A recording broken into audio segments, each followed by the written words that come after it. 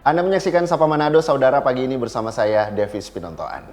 Penemuan ikan selakan di perairan Sulawesi Utara menarik perhatian dunia. Spesies yang langka ini dan sering disebut sebagai living fossil atau fosil hidup merupakan salah satu ikan paling langka di dunia dan memiliki nilai ilmiah yang sangat tinggi karena diyakini telah bertahan sejak ratusan juta tahun yang lalu. Bahkan ini disebut sebagai ikan purba. Nah, pagi ini kita akan membahas terkait dengan penemuan ikan selakan dan makna penelitian bagi publik seperti apa. Saya sudah kehadiran narasumber, saya sebut dengan hormat Prof. Kawilarang Waro Alex Masengi selaku Ketua International Selakan Research Center and Marine Museum.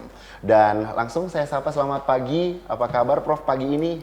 Iya, selamat pagi. Sehat-sehat Prof? Davis, sehat-sehat. Iya, terima kasih Prof. Alex sudah hadir di program Sapa Manado di tengah kesibukannya meneliti dan juga ikut melihat bagaimana perkembangan ikan selakan ini di perairan Sulawesi Utara. Nah, menarik pagi ini karena beberapa hari terakhir kita mendengar terkait dengan penemuan ikan ini. Prof, bagaimana sampai akhirnya bisa ditemukan ikan ini? Kemudian dia ditemukan di area mana dan bagaimana penemuannya begitu? Oke, selamat pagi saudara. Kami berterima kasih tentunya kepada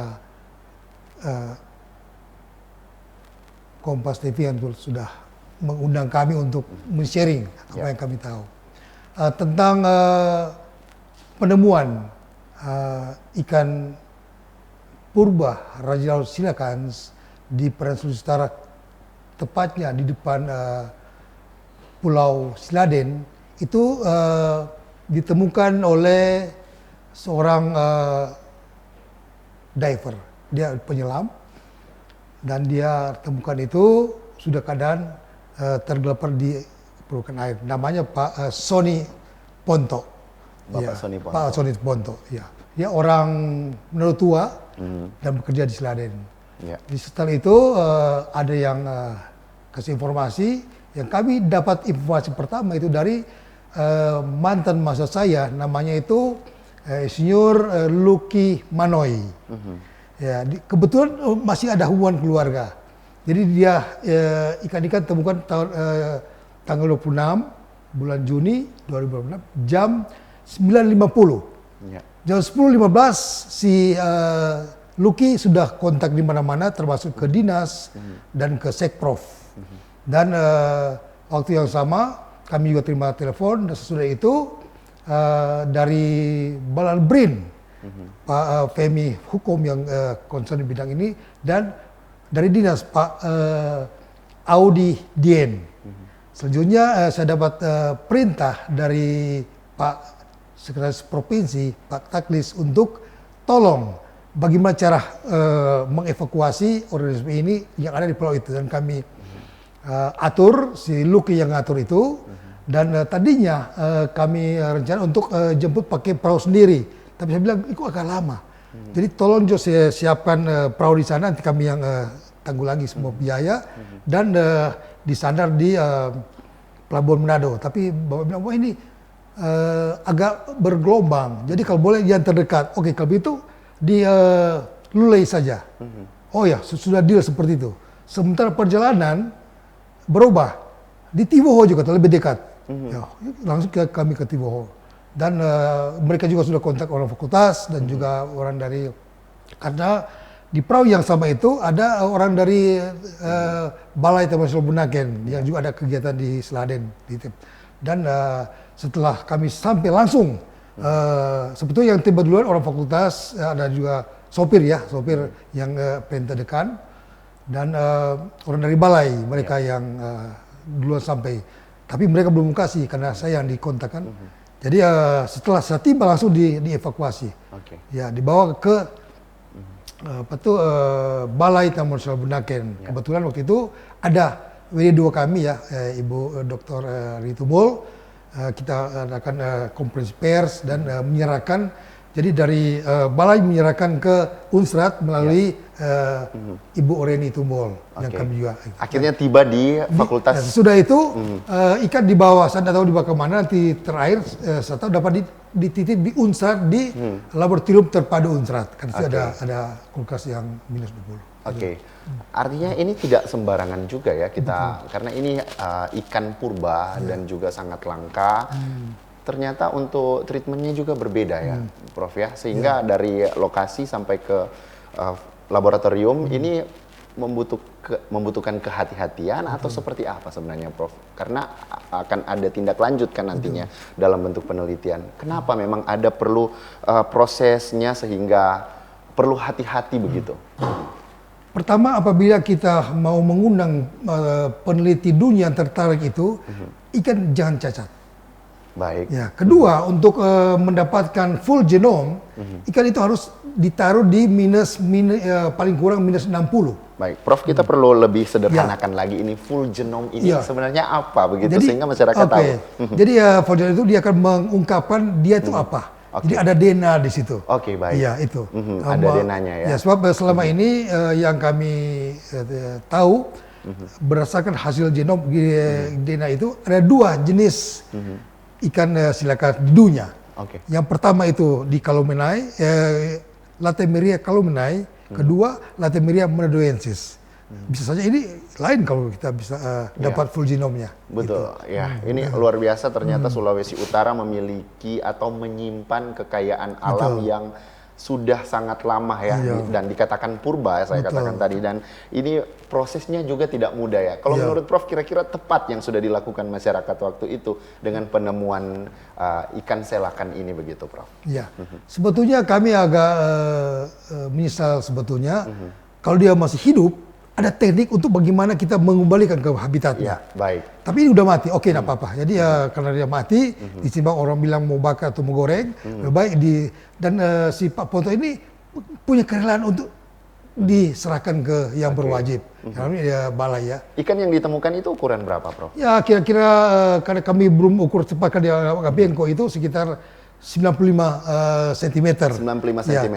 Baru tingginya 30 cm. 30 cm, wah lumayan besar juga ya, Prof. Tapi kalau kita tahu, mungkin edukasi juga ke masyarakat, ikan selakan itu ukurannya yang paling besar itu sebenarnya ada di ukuran berapa, Prof? Oke, sebenarnya yang biasa dapat itu ada 1,5 meter.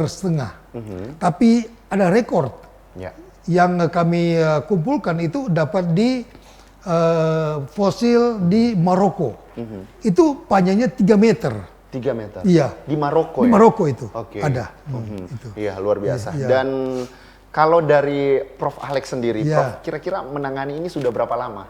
Saya baru 22 tahun. Baru 22 tahun, sudah cukup lama, Prof. Berarti itu sudah banyak ikan selakan gitu ya? Kebetulan sampai sini baru 10 spesimen yang kami evakuasi dan serahkan kepada yang berwenang. Dan ada yang kami simpan juga di fakultas untuk sebagai bahan kuliah kepada mahasiswa. Baik, bahan kuliah pada mahasiswa. Nanti kita tarik dulu sedikit di segmen berikutnya, mungkin kita perlu edukasi dulu ya, ikan selakan ini seperti apa. Kemudian tadi juga kita sudah lihat bagaimana penemuannya dan bagaimana prosesnya hingga tiba di Fakultas Perikanan dan Ilmu Kelautan ya, Universitas Samratulangi Manado. Kami akan kembali sesaat lagi, tetaplah bersama kami.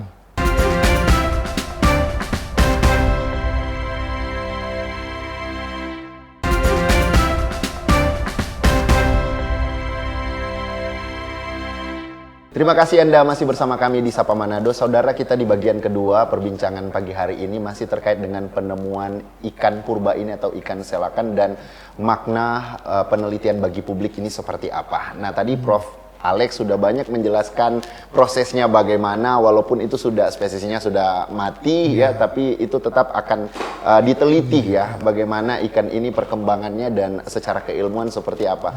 Tapi saya juga sebenarnya penasaran, Prof. Ikan selakan ini yang sering kita dengar dan juga masyarakat luas, dan mungkin ada juga yang baru mengetahui, ada yang sudah mendengar tapi tidak bisa memahami secara detail, secara umum sebenarnya ikan selakan ini seperti apa begitu. Prof bisa jelaskan dulu. Oke, pertama tentang apa sih silakan? Itu kan ada Coel acanthus, itu sisik yang berlubang. Sisik yang berlubang. Ya itu. Kedua, ikan selakan itu mirip-mirip ikan dong bilang gurupa yang kabo itu yang besar sekali. Cuma bedanya itu kalau silakan ada 8 sirip. 8 sirip. 8 sirip itu bedanya. Beda dengan spesies ikan lain, ini lebih banyak. Lebih banyak siripnya. Oh iya, oke. Sehingga dia bisa seperti berjalan semua itu. Oh iya iya, oke. Keunikan dari ikan selakan ini sendiri selain sirip apalagi, Prof? Ya dia kok bisa tahan lama. Tahan lama. Ya, Baik. menurut teori genetika itu dia ada sejak 360 sampai 400 juta tahun lalu sudah ada. Oke, iya. Ya, dan malah saya punya prediksi bisa saja ikan ini bergerak mengikuti arus global namanya Great Ocean Conveyor Belt. Baik. Yang ada dia dari Pasifik terus sampai Eropa. Dan suatu hal yang sangat luar biasa, ternyata hasil analisa genetika ikan kita lebih tua dari yang ada di Afrika. Afrika ya. Ya, itu. Oke, baik. Yang ada di Indonesia Ya, ini ya. lebih tua. Lebih tua. Lebih tua. Ya, waduh, Ya, luar itu biasa. kan luar biasa. Ini berarti memang benar-benar Indonesia menyimpan kekayaan alam dan itu ada di Sulawesi Ya, Utara ya. betul. Luar biasa. Prof, menarik juga apa yang Prof sampaikan tadi, kurang lebih 22 tahun ya. Ya, Kurang lebih 22 tahun berkecimpung, kemudian beraktivitas dengan ikan ini, maksudnya mencari tahu seperti apa perkembangannya. Kira-kira Prof mengalami kesulitan di sisi mananya? Ya. Pertama, terima kasih. Pertama dari segi teknologi. Teknologi Ya, baik. sehingga kami tidak berarti harus mengundang peneliti asing. Oke. Ya, karena untuk sampai ke 150 itu nggak susah. Sehingga kita harus pakai ROV, Remotely Operating Vehicle, Oke. yang kecil. Dan yang lebih canggih lagi, yang baru 2 tahun kemarin, kami kebetulan berkesempatan naik Ocean Explorer, yang kapal canggih itu, Ya. yang terbaik peneliti dunia saat ini. Itu kita temukan 11 spesimen. 11 spesimen yang masih hidup ya? Masih dalam lubang, satu lubang. Di Talise. Talise? Iya. Waduh, Iya, luar biasa sehingga ya. kami dengan BRIN maupun KKP, sesama orang juga dari Sulawesi Utara, mengusulkan kepada gubernur untuk bikin daerah konservasi. Dan sudah ada SK-nya. Oke. SK untuk pencadangan daerah konservasi ikan purba sulkan di Sulawesi Utara. 100 hektar. Di Sulawesi Iya, Utara. Yang Itu tadinya 28 hektar, tapi saya berakomentasi akhirnya 100 hektar. 100 hektar Iya. ya, jadi lebih luas ya. Lebih luas, betul. Oke, ini juga menjadi peluang sebenarnya bagi peneliti dan juga Betul, Prof betul. dan teman-teman untuk sebagai ketua juga International Selakan Research Center ya. Iya. Dan upaya-upaya yang dilakukan tadi Prof sampaikan sudah sekitar 10 spesies ya. Ya. Ini beda-beda. 10 spesimen ya. 10 spesimen. Individu ya. 10 Individu, iya. ya. Iya, baik. Dari 10 ini yang ada kira-kira apa yang berbeda dari masing-masing begitu, Prof? Jadi pertama dari segi ukuran. Oke, baik. Ukuran berbeda, baru dia makan apa juga berbeda. Ya, sebenarnya makanannya apa ini ikan selakan? Ini terakhir yang kami coba itu ada mereka ikan ini makan luli laut dalam. Luli laut dalam. Iya, Oke. ada ya buktinya. Baru kita teliti sama-sama, kita bawa ke Jepang dan lihat. Dan ada yang makan plastik. Karena yang dapat di pulau tetapan itu makan plastik. Ada buktinya. Oke, Iya. baik. Ada juga yang makan kalau dia pakai pancing, makan malogis. Itu tahun 2007 itu. Oh, Ya, jadi macam-macam itu. ada macam-macam ya Iya. ternyata ya. Oke, luar biasa. Dan ini beda-beda cara mereka mengkonsumsi Iya, betul-betul. makanan mereka. Tapi kalau bilang dikatakan ini beracun atau tidak, berbahaya bagaimana, Prof? Jadi kayak itu perlu diteliti kalau berat tidak. Tapi kalau ikan dia punya daging itu tidak berbahaya sebetulnya. Baik. Iya itu. Ya, nanti orang masyarakat tidak tahu ternyata itu ikan purba yang ditangkap begitu. Iya, oh iya, betul, Bagaimana kita bisa mengedukasi masyarakat bahwa kita benar-benar mengetahui bahwa itu ikan purba begitu. Bagaimana kita bisa mengidentifikasinya begitu masyarakat. Kami mulai tahun 2008 sudah baking leaflet besar sekali dan sebarkan di mana-mana.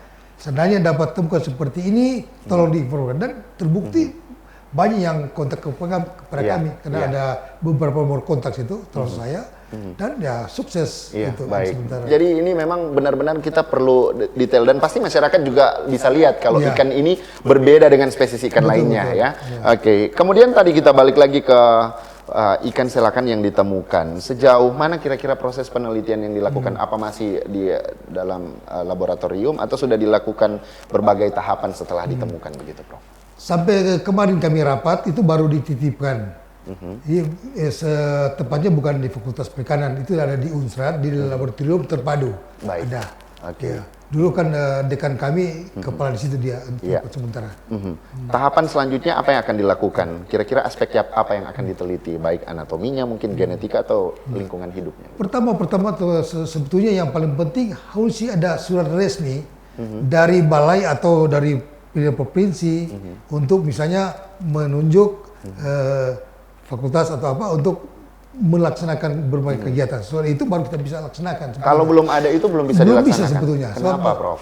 Karena ada aturannya. Baik. Iya, ada aturan. Saking begitu ilmiahnya, sampai ada aturannya, regulasinya, kita harus menunggu itu Menunggu. juga ya? Paling sudah nggak lama udah akan ada. Iya, baik. Kemudian penelitian ini kira-kira melibatkan siapa saja begitu, Prof? Ya untuk saat ini Ibu Dekan sudah membentuk setiap program studi ada 1-2 orang terlibat, selain yang orang silakan center juga terlibat situ. Dan kami punya konsep untuk meneliti misalnya untuk membuktikan kenapa dia kok bisa timbul. Salah satu cara ialah untuk CT scan. Melihat dia akan terlihat jelas bagaimana apa dia makan dan apa dia hamil atau tidak. Iya, baik. Itu bisa terlihat lewat alat. Apakah alat sekarang sudah mampu mendeteksi itu, Prof? Sekarang dibandingkan tahun-tahun kemarin? Betul, gitu? betul. Saat ini kebetulan kami gunakan 2 klinik. Pertama yang ada di Kanaka Klinik atau di Rumah Sakit Gunung Maria yang baru itu lengkap sekali bisa lihat semua. Oke, iya. Jadi memang ini nanti juga akan melibatkan peneliti. Oh, jelas ya. Iya, baik. Upaya-upaya apa yang sudah dilakukan nanti ke depan kira-kira yang akan dilakukan untuk penelitian ini? Ya sebetulnya yang grup kita yang dari Jepang, Cina, Uruguay, Italia udah siap mereka untuk membackup. Ya. Dengan berbagai macam apa yang meneliti. Oke. Ada yang punya genomnya, ada punya kulit macam-macam. Oke, baik. Jadi akan ada banyak yang akan diteliti dan suatu kebanggaan jika Sulawesi Utara sekali lagi boleh menyimpan kekayaan alam ikan purba dan kebanggaan juga secara pribadi masyarakat Sulawesi Utara bahwa Prof. Alex salah satu di antaranya yang mewakili Indonesia dalam hal ini untuk tetap setia meneliti ikan selakan. Nah, di segmen ketiga nanti kita coba akan mengulik bagaimana perjalanan Prof. Alex juga dalam hal untuk mengangkat ikan selakan, ikan purba ini di perairan Sulawesi Utara. Tetaplah bersama kami.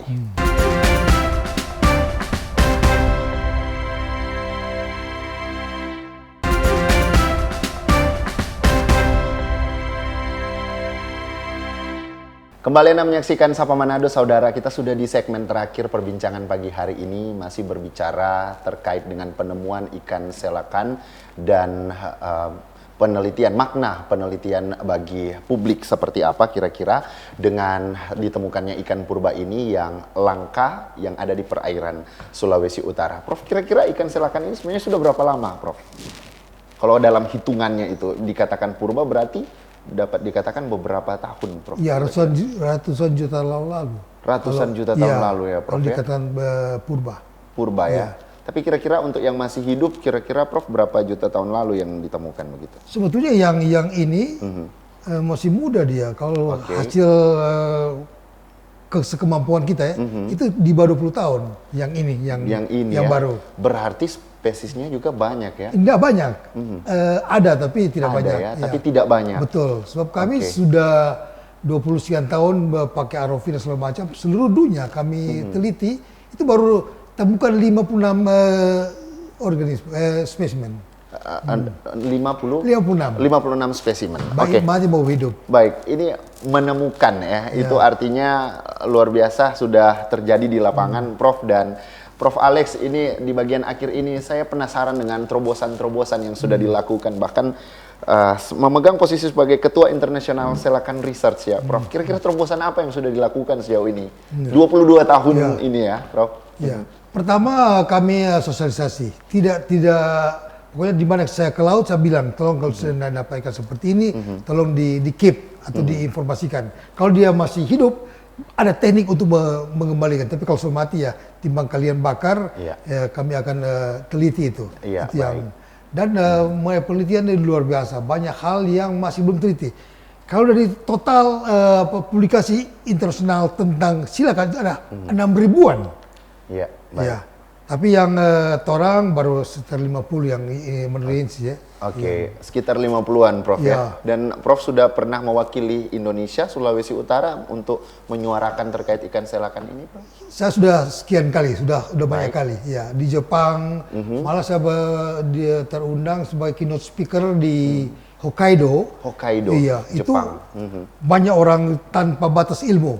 Juga di Iwaki di forum ke-10 tentang akuarium sedunia, saya juga jadi keynote speaker situ. Wah, dan ini kebetulan dia punya artikel itu terbit di UK tahun 2018. Belum lama berarti Belum ya, lama Prof itu. ya, masih sekitar 8 tahunan Dan yang lalu. dia punya teknik itu dena lingkungan laut dalam, IDENA, itu yang lagi top. Jadi sekarang jadi acuan. Ya. Ya, itu dari 2018 lalu. Dan ya kami tetap produksi Iya, gitu. luar biasa putra daerah, tapi ini bisa jadi kebanggaan masyarakat Sulawesi Utara. Ada orangnya hari ini, Prof. Alex, yang masih tetap berjuang untuk melihat kekayaan alam Sulawesi Utara di perairan Sulawesi Utara, ikan selakan ini.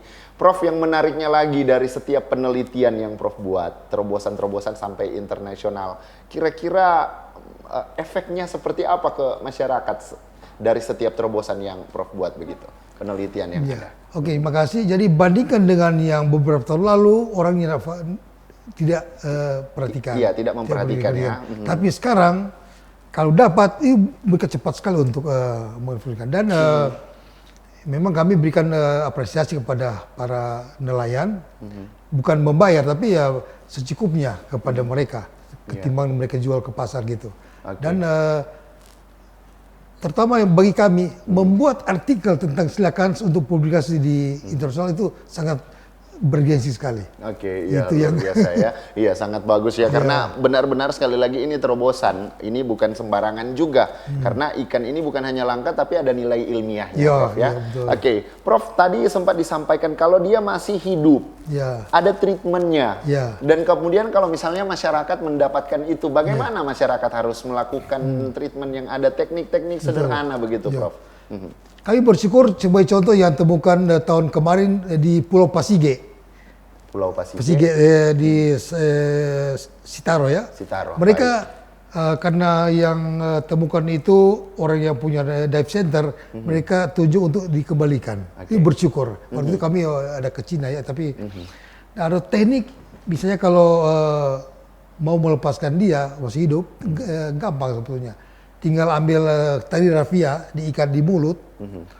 Kira-kira kalau disentak diputus, kita ukur ya. Baru kita ulur dengan batu cepat. Baru kita tarik, sentak, putus, udah.